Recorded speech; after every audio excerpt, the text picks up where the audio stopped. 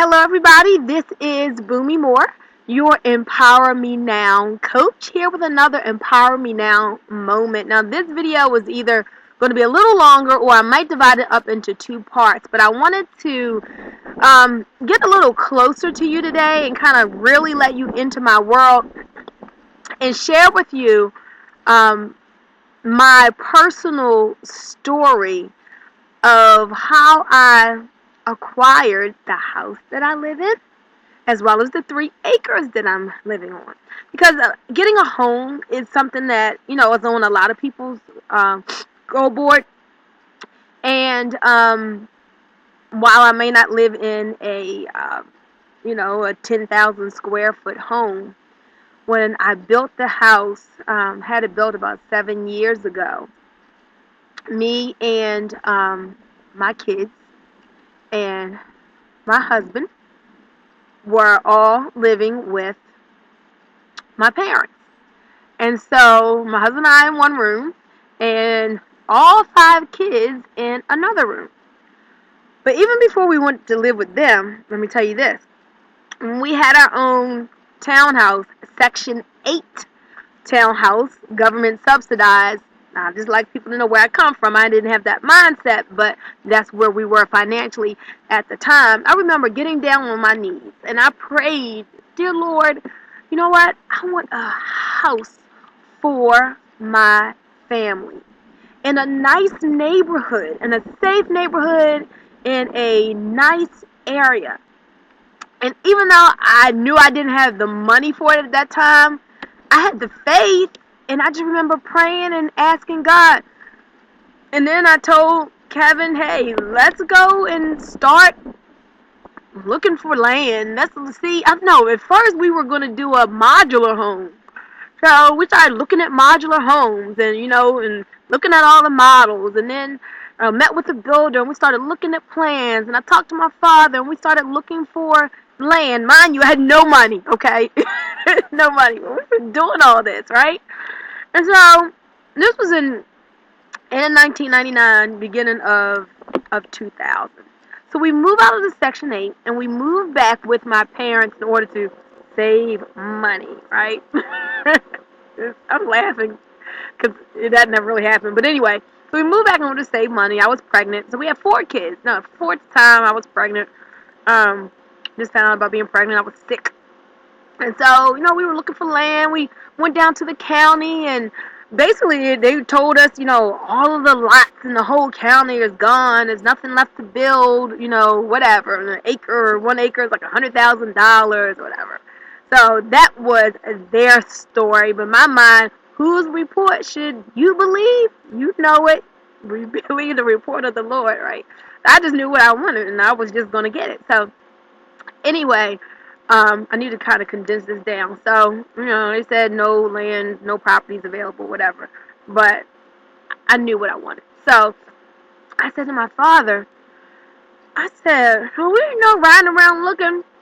I'm going up the street one day, on the street that we live on, and I point to the right at the wooded lot, and I'm like, well, who owns that lot over there?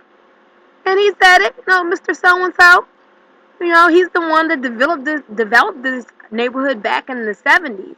And everything is already built except for that one lot. So we went and looked down the county. It was a 3-acre lot. We had to get in touch with the man who owned it. So anyway, got in touch with the man that owned it. I got to see how I can condense the story down. Got in touch with the man that owned it, right? To see if he would even sell it. That's the first thing. Would he even sell it? Mind you, I don't have no money, right? So I'm trying to buy his property. So he says, make me an offer. Okay, guys, listen to this.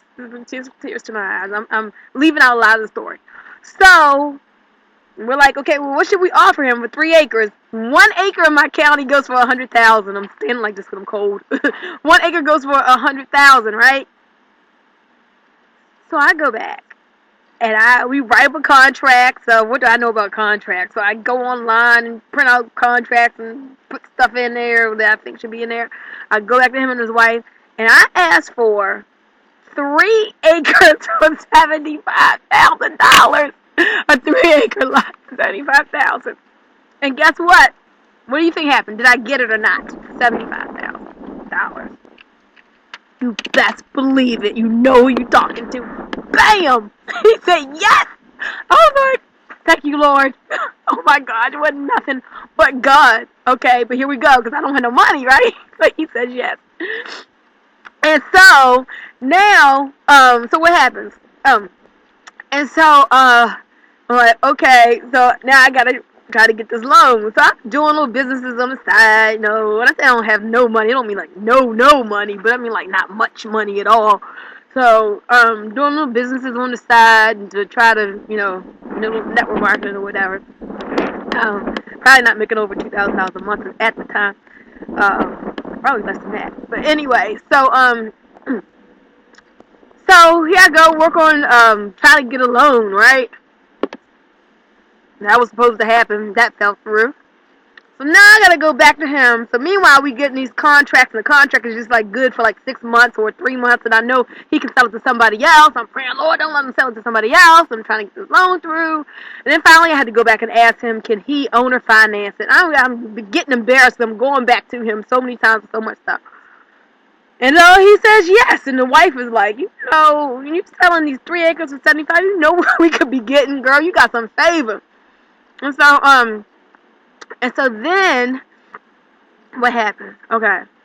So, I start paying him. So, it's owner financing. So, meanwhile, then I got into a program where I was making some, better money. So, God always comes through right on time, guys. It's power of faith. But anyway, so, I was able to pay him, every month, right? So, mind you now, I don't know, it's like 2002 or something. So, then what happens? Okay. And so then I work on getting a land loan. And so because the property is so much equity, it's easier. All I need is $10,000 to put down, right? And so I'm like, okay, I don't know where I'm getting this $10,000 from, but God always shows up. I'll get it. I was calling people, can I borrow money, whatever? No. So then what happened was one day I'm walking into the house, phone rings, I get it, and it is the lender saying, oh, you know what, that $10,000 that you needed, you don't need it, let's go closing tomorrow. And I just started crying. Oh, I just fell on my knees. When I said fell on my knees, and I was like, thank you, Lord. Thank you, Lord. Everything. Just the power of faith. He just leveled all these mountains, everything just straight, okay? So now here I have the land loan.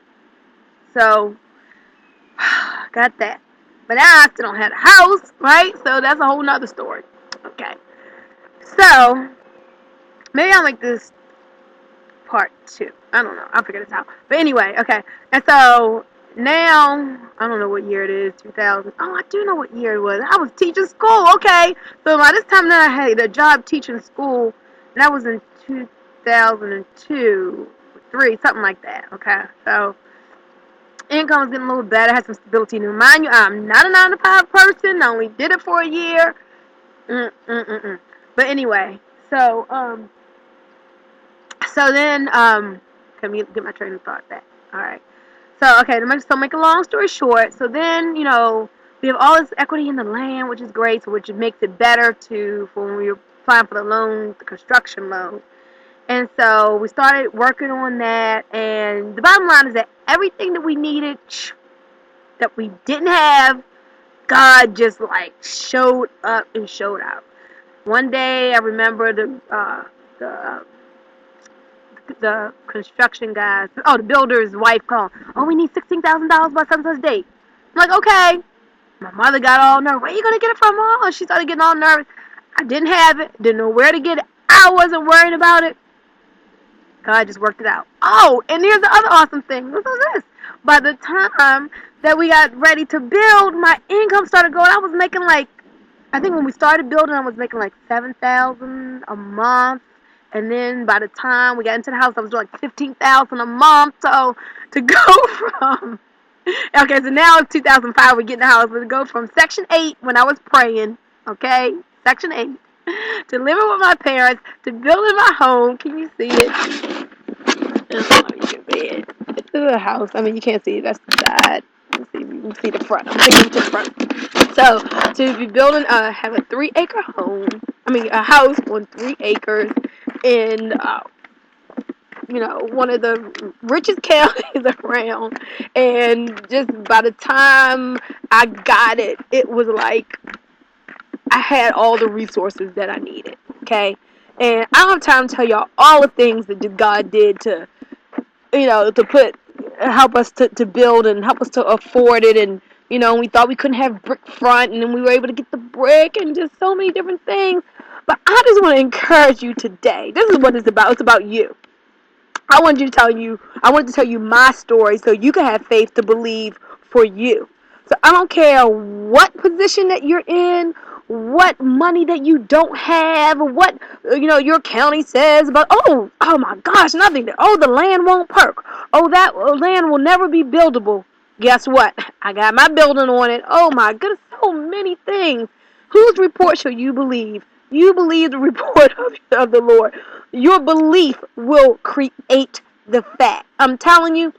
And there were times where, did I waver? Sometimes I wavered. My father was like, "Boo, you've gone this far. Don't give up now. Don't whip out now."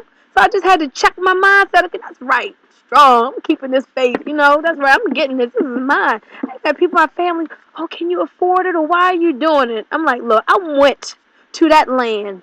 I touched the trees. Right now, you can see. I don't know if you can see my front yard. It's wintertime, so it's no leaves on the tree. But this was all woods. It was all woods. And I would come down here and I would lay my hands on those trees and touch it and claim it for me and my kids in the family. And so I knew that it was going to be mine. I don't care what anybody said, but what. I didn't know how, but I just knew it was going to be. And God made it so. My belief created the fact. That faith, I'm telling you, it is powerful. You got to call those things as not as though they were. I didn't have the money, didn't have the resources, but guess what? You see where I am today. Thank you. Thank you. Thank you, Lord. The power of faith.